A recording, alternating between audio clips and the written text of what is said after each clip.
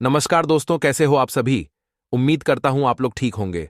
तो मित्रों, आज हम आपको बताएंगे कि भाई भाई में शादी के बाद बंटवारा क्यों होता है, दोनों में आपसी संबंध कैसे टूट जाते हैं। तो चलिए मित्रों, हम वीडियो को शुरू करते हैं। कौवे ने बताया भाइयों का बंटवारा शादी के बाद ही क्यों होता है। इस कथा को अंत तक जरूर सुने। यदि आप एक सच्चे सनातनी हैं और भगवान श्री राम में अटूट श्रद्धा रखते हैं तो अभी वीडियो को लाइक करें, चैनल को सब्सक्राइब करें और कमेंट में जय श्री राम लिखकर अपना समर्थन व्यक्त करें। तो आइए प्रिय दर्शकों, बिना देरी के आरंभ करते हैं आज की प्रेरणादायक कथा। प्रिय दर्शकों, एक राज्य के जंगलों में एक पेड़ पर कौवा और कोयल निवास करते थे। दोनों के मध्य गहरा स्नेह था। एक दिन की बात है, कौवा और कोयल एक पहाड़ी पर बैठे हुए थे। तभी कोयल कहती है, हे स्वामी, आज मेरे मन में दो प्रश्न हैं। कृपया आप इन दोनों प्रश्नों के उत्तर देकर मेरे मन को संतुष्ट करें। कौवा उत्तर देता है, हे प्रिय, ठीक है, तुम अपने दोनों प्रश्न बताओ। मैं तुम्हारे प्रश्नों का उत्तर देकर तुम्हें संतुष्ट करने का पूरा प्रयास करूंगा। इस पर कोयल कहती है, स्वामी, मेरा पहला प्रश्न यह है कि विवाह के बाद ही भाइयों के बीच बंटवारा क्यों होता है, और दूसरा यह कि विवाह के पश्चात भाई को बहन क्यों अप्रिय लगने लगती है। कौवा कहता है, हे प्रिय, तुम्हारे दोनों ही प्रश्न अत्यंत महत्वपूर्ण हैं, इसलिए मैं तुम्हें इन प्रश्नों के उत्तर एक छोटी सी कथा के माध्यम से दूंगा। परंतु ध्यान रखना कि जब तक मैं कथा सुनाऊं तुम उसे पूरी लगन और धैर्य से सुनना, क्योंकि अधूरी कहानी सुनने से अपूर्ण ज्ञान प्राप्त होता है जो जीवन में कभी उपयोगी नहीं होता। कोयल उत्तर देती है, हे स्वामी, ठीक है, आप अपनी कथा प्रारंभ करें, मैं उसे ध्यानपूर्वक सुनूंगी। तो प्रिय दर्शकों, कौवा कोयल से कहता है, बहुत समय पहले एक नदी के किनारे एक ब्राह्मण अपनी पत्नी और 3 पुत्रों के साथ रहता था। तीनों पुत्रों का विवाह हो चुका था और पूरा परिवार आपसी प्रेम और सुख शांति से रहता था। एक दिन ब्राह्मण की पत्नी ने अपने पुत्रों से कहा, बेटा, यह भूमि और वन तुम्हारे पिता की कठोर परिश्रम का परिणाम है। इन्हीं की उपज और लकड़ी बेचकर तुम्हारे पिता ने इतना बड़ा घर बनाया जिसमें पूरा परिवार सुकून से रह सके। ब्राह्मण के तीनों पुत्र एक टीले पर खड़े थे जहां से धान के खेत स्पष्ट दिखाई दे रहे थे। पके हुए धान की बालियां खेतों में लहरा रही थीं। ब्राह्मण का सबसे छोटा बेटा, जिसका नाम कार्तिक था, अपनी मां से कहता है, मां, आप सही कहती हैं। मुझे पिताजी के साथ सुबह सवेरे खेतों में जाना बहुत अच्छा लगता था। मुझे आज भी सब कुछ याद है। कौवा कहता है, हे प्रिय, ब्राह्मण का सबसे छोटा पुत्र कार्तिक खेतीबाड़ी में रुचि रखता था। उसे अपने पिता के समान मेहनत करनी पड़ती थी। मजदूरों को संभालना, उपज को एकत्र करना और सही खरीदार ढूंढना, यह सभी कार्य कार्तिक के जिम्मे होते थे। वहीं ब्राह्मण के 2 बड़े बेटे ध्रुव और विकास अन्य क्षेत्रों में कार्यरत थे। ध्रुव ज्योतिष में पारंगत था और आसपास के लोग उससे सलाह लेने आते थे। दूसरी ओर विकास एक सफल व्यापारी था। इन दोनों की कमाई अच्छी थी। पूरा परिवार खुशी से जीवन यापन कर रहा था। लेकिन एक दिन ब्राह्मण बीमार पड़ गया।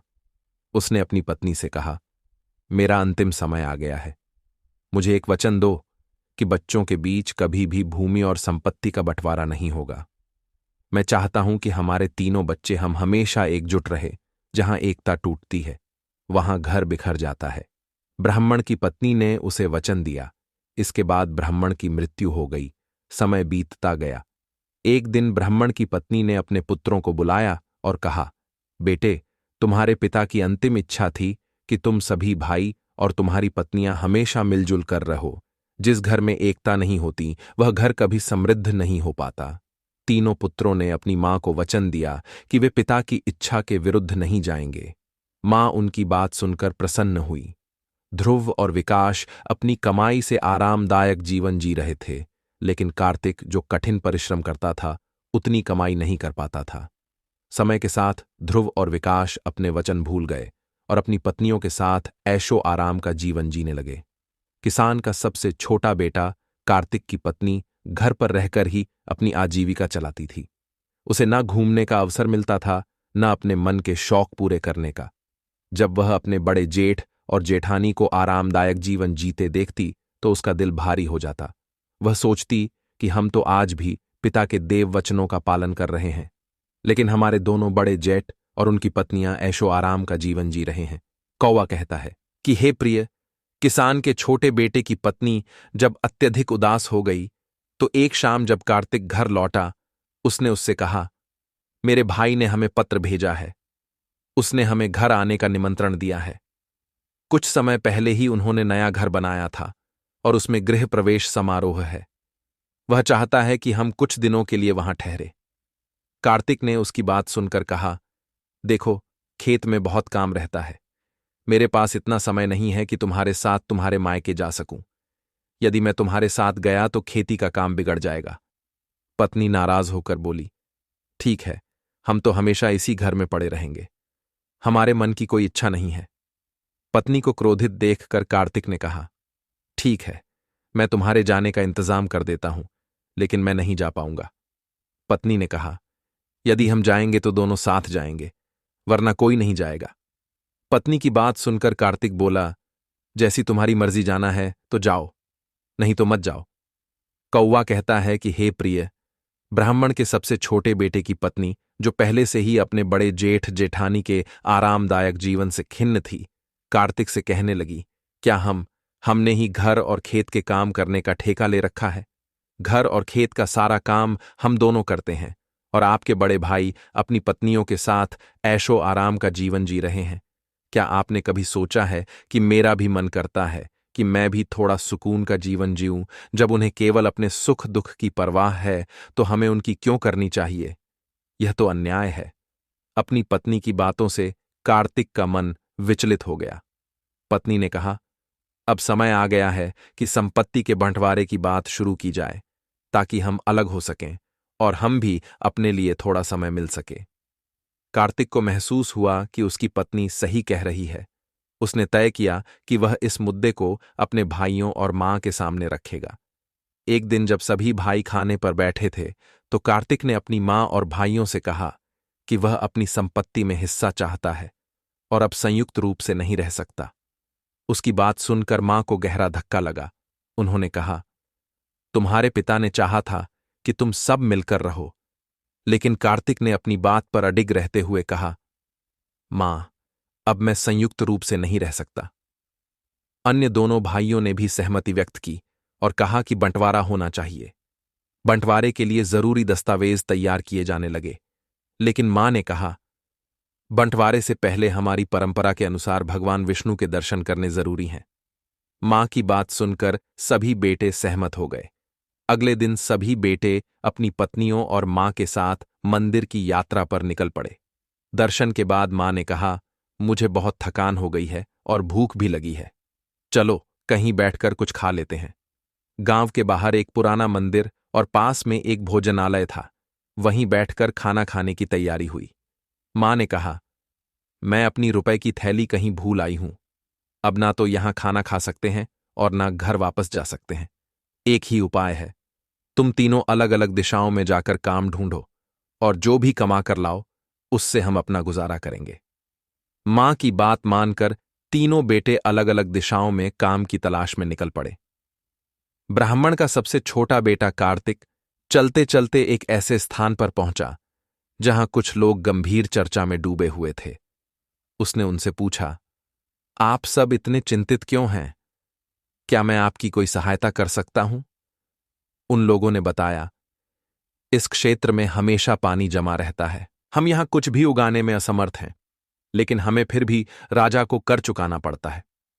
अब हमें कुछ समझ नहीं आ रहा कि क्या करें। कार्तिक, जो खेती किसानी में बहुत माहिर था, उनकी समस्या सुनकर बोला, यदि मैं आपको इस जमीन पर धान उगाने का तरीका बताऊं तो आप मुझे क्या इनाम देंगे? गांव वालों ने उत्तर दिया, यदि तुम हमें धान उगाने का तरीका बता दोगे तो हम तुम्हें चांदी की 100 मुद्राएं देंगे। कार्तिक ने कहा, गोबर और मिट्टी मिलाकर छोटे छोटे गोले बनाओ और उन्हें गीला और मुलायम रखो। फिर हर गोले में बीज डालकर उन्हें सूखने दो। जब गांव वालों ने पूछा, इन गोलों का उपयोग कैसे करना है, तो कार्तिक ने समझाया, इन गोलों को जमीन में डाल दो, यह जमीन में ढेस जाएंगे और बीज अंकुरित हो जाएंगे। गांव वालों ने कार्तिक के बताए तरीके का पालन किया और उनकी बंजर जमीन पर बीज अंकुरित हो गए। उन्होंने प्रसन्न होकर कार्तिक को 100 चांदी की मुद्राएं दी। मुद्राएं लेकर कार्तिक अपनी मां के पास मंदिर लौट आया।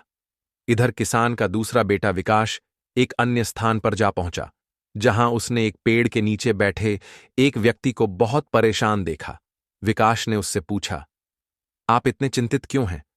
क्या मैं आपकी किसी प्रकार सहायता कर सकता हूं? वह व्यक्ति बोला, हम 4 भाई, हमारे पिता ने अपनी संपत्ति का बंटवारा कर दिया था, लेकिन एक काली बिल्ली थी जिसे बांटना मुश्किल था। हमने तय किया कि बिल्ली हम सबके साथ रहेगी और उसकी टांगें बांट लीं। एक दिन बिल्ली छत से गिर गई और उसकी वह टांग टूट गई जो मेरे हिस्से में थी। मैंने उसकी जख्मी टांग पर तेल और पट्टी लगाई। वह बिल्ली चूल्हे के पास सोने चली गई। तभी चूल्हे से एक चिंगारी उठी और पट्टी पर गिर गई, जिससे आग लग गई। जब बिल्ली भागी तो आसपास के घरों में आग फैल गई। गांव वालों ने मुझे दोषी ठहराया, क्योंकि जली हुई टांग मेरे हिस्से की थी। पंचायत ने निर्णय दिया कि नुकसान का मुआवजा मुझे ही भरना होगा, लेकिन मेरे पास इतने पैसे नहीं हैं। अब मैं क्या करूं? विकास ने कहा, तुम चिंता मत करो। यदि मैं तुम्हारी समस्या का समाधान कर दूं तो तुम मुझे क्या दोगे? उस व्यक्ति ने कहा, यदि तुम मेरी समस्या सुलझा दोगे तो मैं तुम्हें सोने के 200 सिक्के दूंगा। सौदा तय होते ही विकास बोला, तुम गांव वालों और पंचायत को इकट्ठा करो, मैं जल्द आता हूं। विकास के कहने पर वह व्यक्ति गांव के सभी बड़े बूढ़ों और पंचायत को बुला लाया। विकास ने सबकी बात सुनने के बाद कहा, यह सत्य है कि आग बिल्ली की वजह से लगी। यह भी सत्य है कि उस जख्मी टांग पर तेल और पट्टी लगी थी। लेकिन क्या आपने सोचा कि बिल्ली अपनी टूटी हुई टांग से नहीं भाग सकती? वह केवल अपनी सही 3 टांगों का इस्तेमाल करके भागी थी। तो आग फैलाने की जिम्मेदारी टूटी हुई टांग पर नहीं, बल्कि सही टांगों पर जाती है। गांव वाले विकास की समझदारी से अचंभित रह गए और उन्होंने उसकी बात को स्वीकार कर लिया। फैसला हुआ कि सही टांगों के मालिक ही मुआवजा भरेंगे। इस निर्णय से वह व्यक्ति बहुत खुश हुआ और उसने वादे के अनुसार विकास को सोने के 200 सिक्के भेंट किए। विकास भी मुद्राएं लेकर अपनी मां के पास मंदिर लौट आया। अब किसान का सबसे बड़ा बेटा ध्रुव भी अपनी कमाई के लिए निकला। चलते चलते वह एक बड़े घर के पास पहुंचा, जहां से रोने की आवाजें आ रही थीं। घर के बाहर एक पहरेदार खड़ा था। ब्राह्मण का बड़ा बेटा ध्रुव सोचने लगा कि इतने शानदार घर में रहने वाला कोई व्यक्ति आखिर क्यों रो रहा है? उसकी समस्या क्या हो सकती है? जैसे ही वह आगे बढ़ा, उसने पहरेदार से पूछा, भाई साहब, इस घर से रोने की आवाज क्यों आ रही है? पहरेदार ने जवाब दिया, आप अंदर जाकर खुद ही पूछ लीजिए। ध्रुव जब घर के अंदर गया तो उसने वहां मौजूद व्यक्ति से कहा, आपको क्या परेशानी है? आप क्यों रो रहे हैं? क्या मैं आपकी किसी प्रकार सहायता कर सकता हूं? कौवा कहता है कि हे प्रिय, उस व्यक्ति ने बताया, मैं राजा का मंत्री हूं। हमारे राजा ने मुझे आदेश दिया है कि मैं हाथी का वजन पता करूं। यदि मैं यह काम नहीं कर पाया तो राजा मेरा सिर धड़ से अलग करवा देगा। यही सोचकर मैं बेहद परेशान हूं। ध्रुव ने कहा, आप चिंता मत करें। यदि मैं आपको हाथी का वजन पता करने में मदद कर दूं तो आप मुझे क्या इनाम देंगे? मंत्री ने कहा, यदि तुम यह काम कर दोगे तो मैं तुम्हें 500 सोने की मुद्राएं दूंगा। ध्रुव ने प्रस्ताव स्वीकार कर लिया और मंत्री से कहा, मुझे हाथी के पास ले चलिए। हाथी के पास पहुंचने पर ध्रुव ने मंत्री से कहा, हमें इस हाथी को नदी के पास ले जाना होगा, जहां नौकाएं उपलब्ध हों। मंत्री ध्रुव की बात मानकर हाथी को नदी किनारे ले गया। ध्रुव ने नाविक से कहा, इस हाथी को नाव पर चढ़ा दो। जैसे ही हाथी नाव पर चढ़ा, नाव पानी में डूबने लगी। जब नाव डूबना बंद हुई तो ध्रुव ने कहा, जहां नाव रुकी है। निशान लगाने के बाद ध्रुव ने कहा, अब इस नाव में उतने पत्थर डालो जब तक यह नाव उसी निशान तक ना पहुंच जाए। नाव में पत्थर डाले गए और जब नाव निशान तक पहुंच गई तो ध्रुव ने कहा, अब पत्थरों को बाहर निकालो और उनका वजन तोलो। पत्थरों का कुल वजन ही इस हाथी का वजन होगा। मंत्री इस उपाय से हाथी का जानकर बहुत प्रसन्न हुआ। उसने वादे के अनुसार ध्रुव को 500 स्वर्ण मुद्राएं दी। ध्रुव मुद्राएं लेकर अपनी मां के पास मंदिर लौट आया। कौवा कहता है, हे प्रिय, इस प्रकार सभी भाई जब अपनी अपनी कमाई लेकर मंदिर लौटे तो उन्होंने मिलकर भोजन किया। भोजन के लिए तीनों भाइयों ने अपनी कमाई से भुगतान किया। हालांकि खाने के बाद उनके पास केवल इतना ही धन बचा जिससे वे अपने घर वापस जा सके। लौटने पर ब्राह्मण की पत्नी ने अपनी रुपयों की थैली निकाली और अपने बेटों के सामने रख दी। उसने कहा, मैंने जानबूझकर यह थैली छुपाई थी ताकि तुम्हें समझा सकूं कि एकता में कितनी ताकत होती है। तुम तीनों ने जो धन कमाया उसे इकट्ठा करने से ही हम सभी भोजन कर सके और घर लौट पाए। अगर तुम अलग अलग रहते तो ना हम भोजन कर पाते और ना ही घर वापस आ पाते। जैसे बंधी हुई झाड़ू सफाई कर सकती है लेकिन बिखरी हुई सींख बेकार हो जाती है, वैसे ही जब तक तुम एक रहोगे यह घर समृद्ध होगा। अगर बंटवारा हुआ तो सब खत्म हो जाएगा। यही कारण है कि तुम्हारे पिता ने मुझसे वचन लिया था कि मैं तुम्हें कभी अलग नहीं होने दूंगी। ब्राह्मण की पत्नी की बातों को सुनकर तीनों भाई भावुक हो गए। उन्होंने एक दूसरे को गले लगाया और भविष्य में कभी अलग ना होने का वादा किया। तीनों बहुओं ने भी एक साथ रहने और समान जीवन जीने का संकल्प लिया। भाइयों ने निर्णय लिया कि जो भी कमाई होगी उसे एकत्रित करेंगे और मिलकर फैसला करेंगे कि क्या करना है। कौवा कहता है, हे प्रिय, तुम्हारा सवाल था कि शादी के बाद भाइयों के बीच बंटवारा क्यों होता है। इसका कारण यह नहीं है कि बंटवारा बहुओं की वजह से होता है। असल में जब एक भाई ज्यादा कमाता है और दूसरा कम, तो ज्यादा कमाने वाला भाई ऐशो आराम का जीवन जीने लगता है। वहीं कम कमाने वाला भाई और उसकी पत्नी मेहनत के बावजूद अपने सपने पूरे नहीं कर पाते। यही असमानता बंटवारे की वजह बनती है। जबकि घर की जिम्मेदारी हम निभाते हैं, सबका सम्मान भी करते हैं, फिर भी हमारे जेठ हमेशा राजसी ठाट बांट में हुक्म चलाते हैं और कभी घर के काम में हाथ नहीं बटा। बस यही बात एक स्त्री को बुरी लगती है और फिर वह अपने पति से कहती है कि जब हमें मेहनत मजदूरी करके ही रहना है तो सांझे में क्यों रहे, जो हमारे झट अपनी स्त्री के साथ में मौत से रहते हैं और हम दिन रात मेहनत करते रहते हैं। इससे अच्छा तो हम अलग होकर रहे, कम से कम जो कमाएंगे वह हमारा होगा और हम भी अपनी मर्जी से शौक शांति से रह सकेंगे। कौवा कहता है कि हे प्रिय, बस यहीं से भाइयों के बीच में दरार पड़ना प्रारंभ हो जाती है और बंटवारा होकर ही रहता है। वहीं भाइयों के बंटवारे को रोकने में माँ बाप का बड़ा हाथ होता है। यदि माँ बाप इस बुद्धिमान माँ की तरह अपने बच्चों में संस्कार डालें कि चाहे कोई कम कमाए या ज्यादा कमाए, सभी भाई अपनी अपनी कमाई एक जगह एकत्रित करें, फिर जो भी करना है सभी भाई बैठकर एक निर्णय लें और फिर काम करें। साथ ही सभी बहुओं को एक समान जीने की स्वतंत्रता दें। यदि घर में ऐसा होगा तो इस बुद्धिमान मां के बच्चों की तरह घर में कभी बंटवारा नहीं होगा। साथ ही यह 5 बातें सभी भाई और उनकी पत्नियों को हमेशा गुप्त रखनी चाहिए, जिससे परिवार की एकता हमेशा बनी रहे। यह 5 बातें हमेशा परिवार को टूटने से बचाती हैं।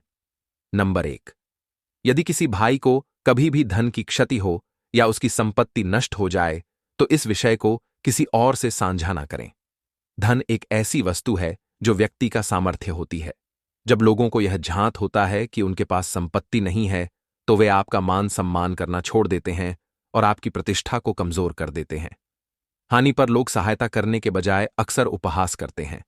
इस कारण धन का आना या जाना दोनों ही बातें सभी भाइयों को अपने तक और परिवार के भीतर तक ही सीमित रखनी चाहिए। कभी भी किसी भाई को अपने दूसरे भाई की कोई भी आर्थिक समस्या किसी और के सामने प्रकट नहीं करनी चाहिए। नंबर 2, अपने भाई के कष्ट या व्यक्तिगत रहस्य की बातें कभी भी अन्य लोगों से साझा न करें। ऐसा करने से आपके लिए गंभीर समस्याएं उत्पन्न हो सकती हैं।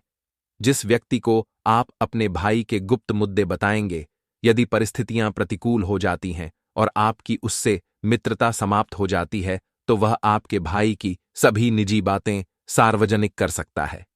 इसके परिणाम स्वरूप समाज में आप उपहास का पात्र बन सकते हैं और इस पीड़ा से अत्यधिक व्यथित होंगे। इसीलिए कभी भी अपने घर परिवार से संबंधित निजी बातें किसी के साथ साझा न करें, भले ही वह व्यक्ति आपका कितना भी घनिष्ठ मित्र क्यों ना हो। नंबर 3, किसी भी पुरुष को हमेशा अपने जीवन और घर की बातों को अपने तक ही रखना चाहिए।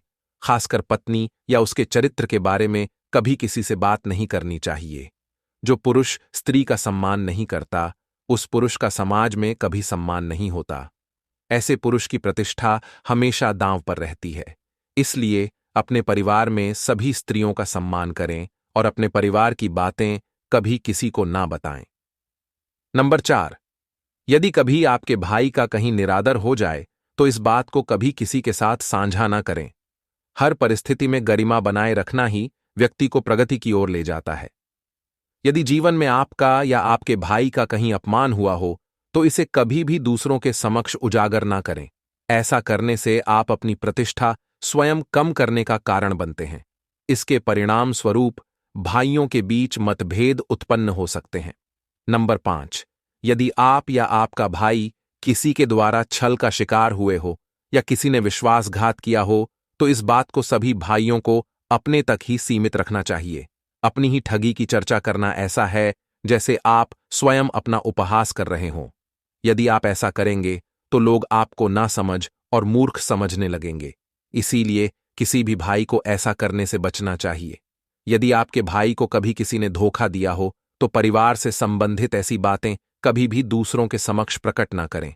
ऐसा करने से भाइयों के संबंधों में दरार आ सकती है। कौवा कहता है कि हे प्रिय, वहीं तुम्हारा दूसरा प्रश्न था कि शादी के बाद भाई को बहन बुरी क्यों लगती है। तो समझ लो, भाई बहन का रिश्ता दुनिया का सबसे अनोखा रिश्ता होता है। इस रिश्ते में करार भी है और भरपूर स्नेह भी।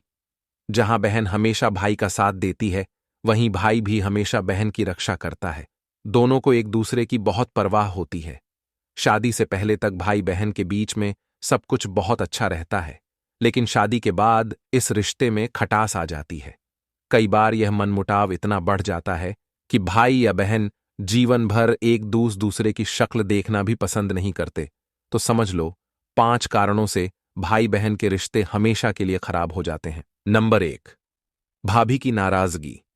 भाई की शादी के बाद आपको अपनी मां और भाई के साथ साथ अपनी भाभी को भी उतना ही प्यार और सम्मान देना चाहिए।